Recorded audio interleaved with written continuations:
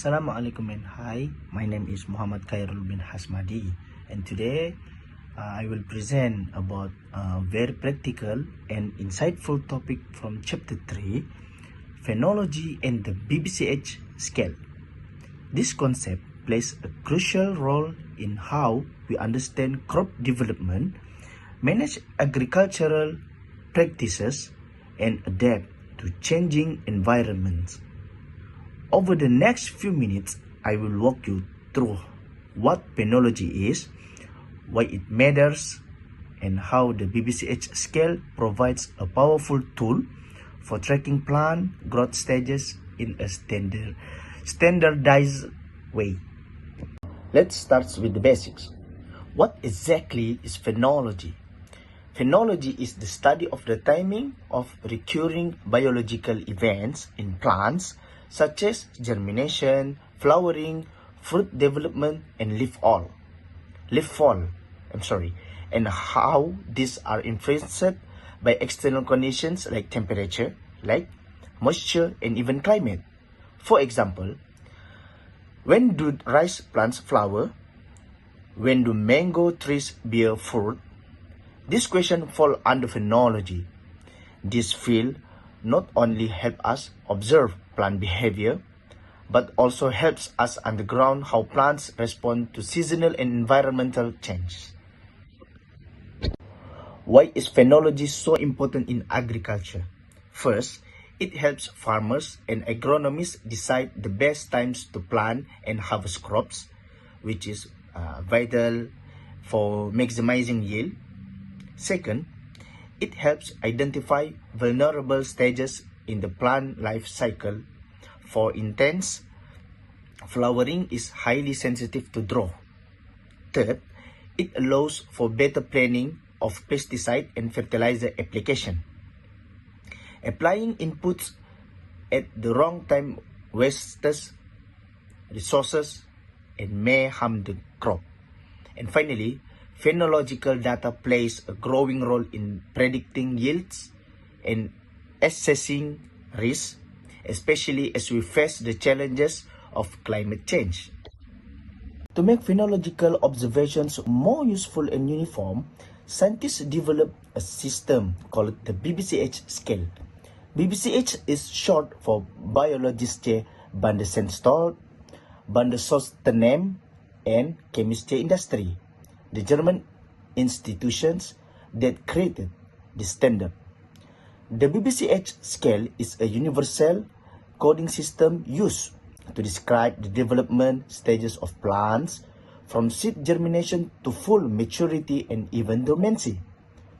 It is widely used in research, crop management, plant breeding, and even pesticide regulation.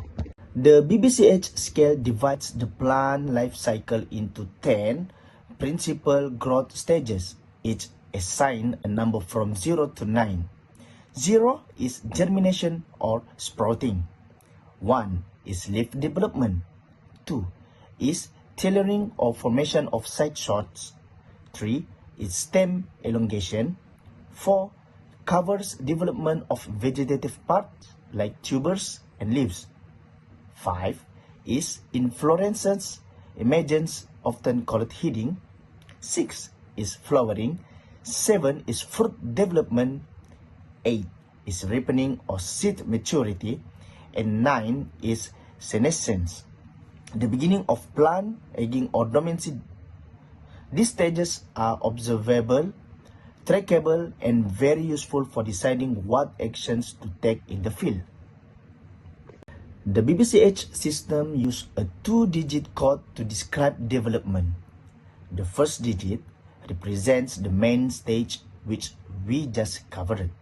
The second digit tells us the progress within that stage.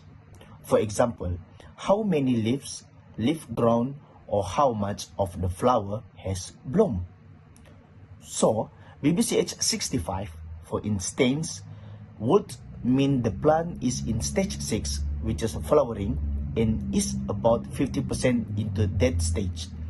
This level of detail makes BBCH incredibly useful not only for scientists, but also for field technicians and farmers who need to make timely decisions. Okay, let's look at how the BBCH stages can help with crop management in general. In stage 0 to 1, proper germination requires educated water and favorable temperature. This is the most vulnerable phase, so minimizing stress is crucial. At stage 2, the plant begins forming side shots.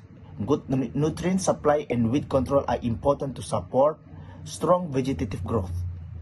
Stage 3 and 4 involve stem elongation and vegetative part development.